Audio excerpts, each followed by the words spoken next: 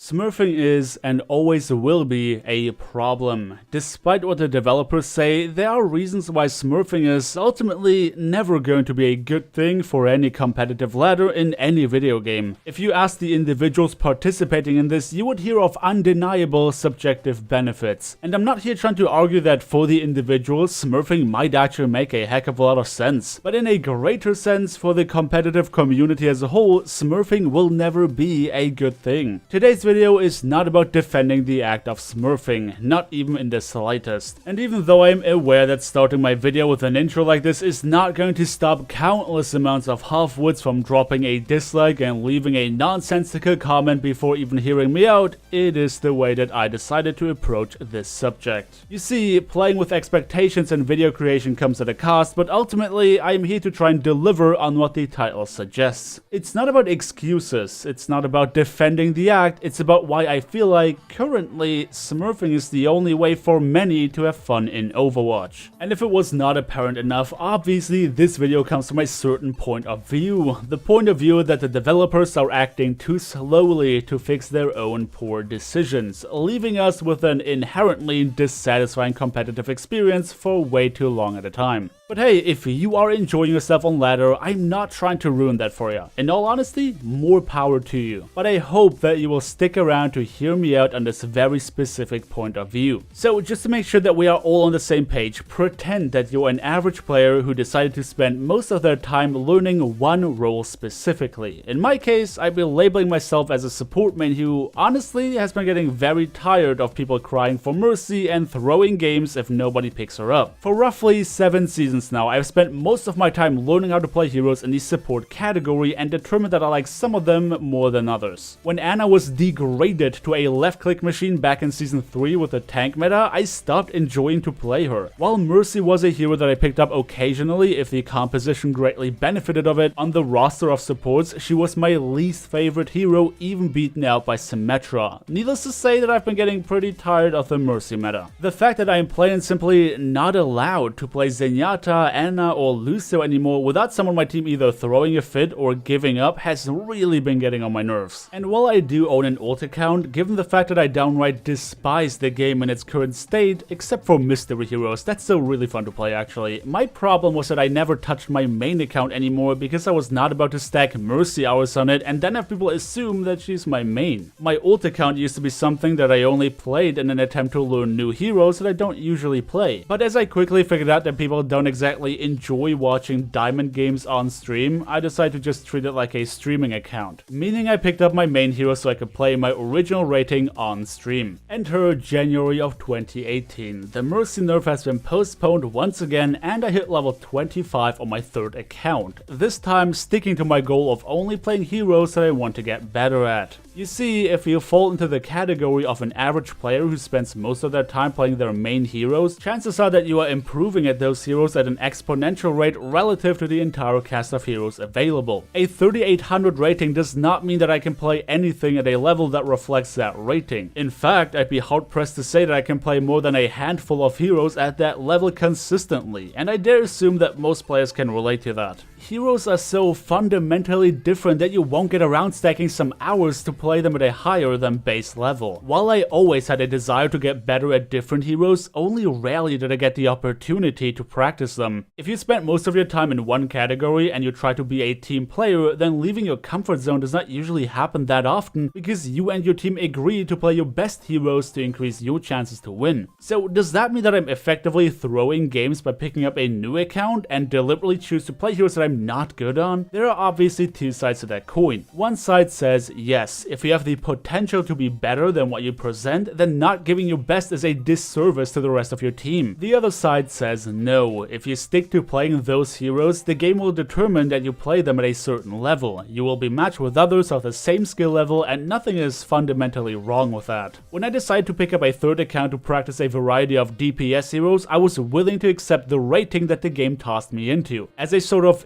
agreement, I promised to myself to never pick up my main heroes even when I was frustrated with my own performance and my inability to win. And that agreement, to me, was very important because I did not want to ruin games for anyone. I felt it was a disservice to my team to suddenly pick up an entirely different set of heroes and attempt to play them in a rating where my performance would very obviously be lacking. It seemed like a fair trade, right? On my main and streaming accounts, nobody had to suffer from my poor performance on heroes that I quite frankly did not know how to play. And the new account ensures that I only play those heroes against others who match my skill level when playing them. And if you pay attention to the gameplay I use as background footage for this video, you will probably notice that you'd be hard pressed to see me anywhere else than in Platinum. Mechanically, this thought process made a whole lot of sense, but Overwatch is not all mechanics. And that's where we get into the troublesome part of this discussion. When playing on my two main accounts, I play with the philosophy in mind that I want to be a team player. I fill for my team whenever feasible and I try to work together with them. While I can pick up heroes outside of my comfort zone to provide a sufficient level of contribution, the moment that we need more than that, the moment that we need someone to really pull their weight on one of those heroes that I'm not experienced with, I am going to underperform, and I make my decisions with that in mind. When playing on my Smurf account, my mentality is entirely different. I don't flex anymore and I don't care if I lose. The goal on this account is not to rank up as quickly as possible, neither is it to win every game. It's to learn and get better. When playing on this account, the extent that I flex to will be Roadhog and Diva, but never do I pick up any supports, even if my team direly needs it, and that is the key difference. This inherently selfish behavior will never be good for the game and its competitive community. While yes, I'm always trying my hardest to perform as well as I can, and I make swaps according to what I think would work best, with the exception of support heroes, ultimately I am not as invested as the rest of my team, and that is simply not fair. Somebody who is fundamentally invested in the rating on their account will usually play different to someone who is on a second or even third account. They might not be deliberately throwing games, but they behave differently nonetheless. They can't pick up certain heroes in order to act according to their own ethics, which means that they cannot and will not play something that they know how to play well, because it would not be fair to the enemy team. But refusing to be a team player and purposefully making the decision to limit their own performance and impact is not fair to their own team, as well as the fact that simply not caring as much will usually have them try less than if they were invested in that account, even if it only happens subconsciously. And yet, I am hard pressed to feel bad while playing on this account, because you know, picking up new heroes is fun, and not getting immediately stomped out of your existence is also fun, something that would happen if I decided to do the same on my other accounts. It kind of feels like a new game plus, you know? I retain my knowledge that I gathered in my time playing on my main, but mechanically, I'm starting from zero. Yes, my Genji and Tracer are abysmal, my Roadhog is inconsistent, and I probably should not be anywhere near a Widowmaker pick. However, learning new things is just so much fun to me that I almost forget how much I actually hate the current state of the game. I wanna say something like, oh, I'm feeling split about whether what I'm doing is right or not, but reality is that I do not think about any of that while I'm playing. I keep talking about how versatile Overwatch is in its selection of characters, how they combine so many different mechanics and how much variety they offer, and yet, in my tryhard mentality, I rarely ever get to take advantage of that, because I and my teammates all want to win, which means that most of us agree to only playing what we're good at. Admittingly, once I stop playing, I start considering all the things that we talked about today, which is why I made this video. I want to know what you guys think about this whole issue. Consciously, I will never be able to agree with the notion that Smurf accounts are not harmful to the game. And yet, I am the owner of 3 different accounts and have way more fun doing something that I know I should not be doing. I don't even know if I play on this account to eventually pick those heroes up on my main, or if I'm fine just playing around Platinum and Diamond indefinitely. But I'm sitting here thinking just how many selfish desires alt accounts can fulfill, and how much more fun the game can be when you decide to be selfish. Which, well, it just does not feel right in a team-based game. So ultimately, you can probably tell that I'm split between what I consciously believe to be right and the things that I do in order to enjoy the game at all. And I'm sure that I'm not the only one, so please add to the discussion and leave your thoughts down in the comment section below. But until then, this is me done for today, so thank you everybody so much for watching. Don't forget to drop me a like on your way out if you enjoyed the video, subscribe if you want to see more, and I hope to see you all next time.